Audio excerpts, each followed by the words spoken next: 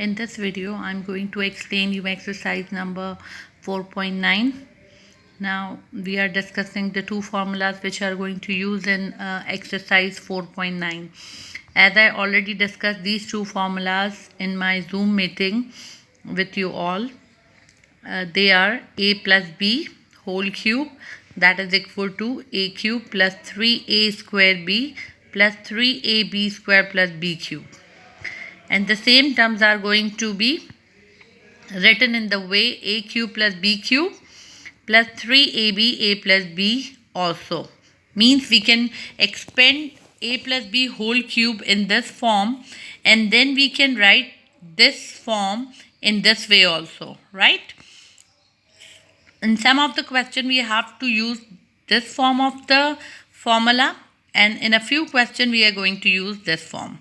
So we can use both the forms for expanding any two terms when they are given for finding the cube of. In the same way of positive formula, we have the formula for the two terms which are given with the sign of minus between them, a minus b whole cube, that is expanded into a cube minus 3a square b plus 3ab square minus b cube, a cube, that is also equal to a cube minus b cube minus 3ab a minus b. Now, how do we use these two formulas in the exercise? So, we are discussing question number 1 first of all. In question number 1, we are given with the instruction find the cube of the following. Okay? So, we have different part of this question 1. We have 6 part. Out of 6 part, I am going to explain you part 6 here. In part 6, we are given with x upon y minus y upon x. And now, we have to find the cube of these two terms. As we already discussed this thing in the formula, whatever the two terms are, how do we expand them? Whatever the two terms are, the first term we always suppose as a, and the second expression we have in the question we suppose it by b. And wherever a is using, we will put the first expression of the question. Wherever b is using in the formula, there we put the second expression of the question. Now, here I already mentioned that a is equal to, now a and b are any two different terms. So, now we have x upon y for a and y upon x for b.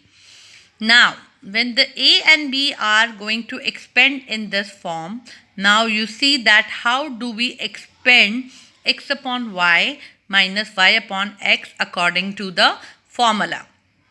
Now, after discussing the formula and the values of a and b, now we use the formula in the solution. Minus 3 is as it is. First we solve the bracket of square. Now 3 into x square upon y square, and then it is multiplied with y upon x. Now, as you know that in multiplication we are adding the power of the like terms, like variable, but in division we are subtracting the power. As you see, x and x are same, y and y are same. So we will subtract their powers. To solve the expression, we have to subtract the power of the like variable here because we are performing division here. X square is divided by x square, y is divided by y square x. As a result, whatever we get, we will discuss it later. First, we are going to solve the next expression, that is plus 3x upon y is multiplied with y square upon x square. And then the last term is y cube upon x cube. Now, we are writing the first expression as it is x cube y cube minus, as already discussed, that we are going to subtract the power because x square is divided by x and y is divided by y square. As a result, 3x upon y left from the second expression, x square power minus x1. As a result, x left. Now y square is in denominator, so when we subtract 1 power 1 from power 2, as a result, what do we get? Y. In the same way, when we multiply 3xy square, at the same time we are dividing that quantity by x square y. Now x is divided by x square and y square is divided by y. As a result, we are getting 3y upon x, because in from power 2 we are subtracting 1, and from power 2 again we are subtracting 1. As a result, we are getting 3y upon x minus y cube upon x cube. That is what we have in answer. Now by using formula a minus b whole cube, we are writing the actual values, actual expression of the question. They are x minus x upon y minus y upon x whole cube. And now this form is expanded into, for a cube we are taking here x upon y whole cube minus 3 is going to be written as it is. 3 remains same. For a square we put the value x upon y square, and then for b we put y upon x plus 3 remains same. For the third term we write 3 as it is, and for a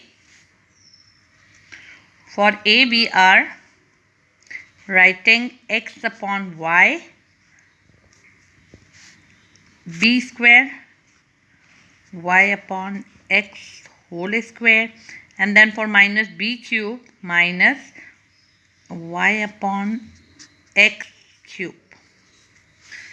As a and b are expanded, we expanded the actual expression of the question x upon y and y upon x. After putting the actual expression in the question, now we are going to solve them.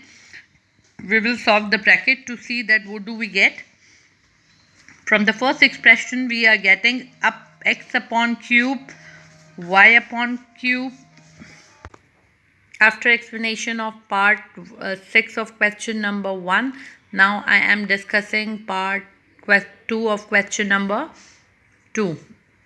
In part 2 of question number 2, we are given with find the value of x cube minus y cube when x minus y is equal to 6 and xy is equal to 10. Now we are taking the part x minus y is equal to 6 here, and we are going to use the cube formula here. For that we are taking the cube of both the sides.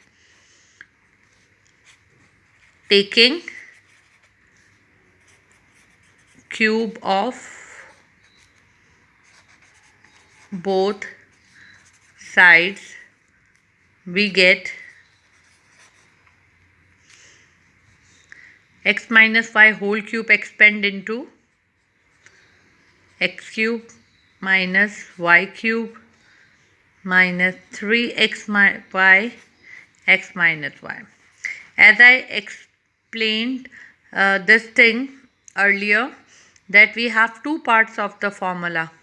X minus y whole cube expand into x cube minus 3x square y plus 3xy square minus y cube. That is the form we use in question number 1. There was one other form, that was x cube minus y cube minus 3xy minus y. I told you that we use this form in a few questions and that form in a few questions. So the first form we use in question number 1, and this is the form we are using in question number 2. Now x minus y whole cube expand into these expression, whereas 6 3 times means 6 into 6 into 6 is 216. Now putting the value of putting values of xy and x minus y, x cube minus y cube is a part which remains same in this step, minus 3 as it is. Now we put the value of xy here, that is given in the question as 10. Again x minus y is already given as 6. We put its value as 6, that is equal to 216. Now we multiply 3 into 10 into 6.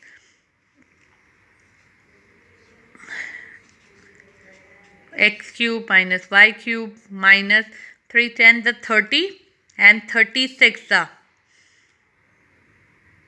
180. Now as minus 180 is negative on the left hand side, when we transfer this quantity to the right side, this will become as positive. Now why we are shifting it to the other side, because we only need the value of x minus y cube. So we will leave only x cube minus y cube on the left side, and on the right side we are going to write the value of x cube minus y cube 216 plus 180. X cube minus y cube as a result is equal to 396. That is the value of x cube minus y.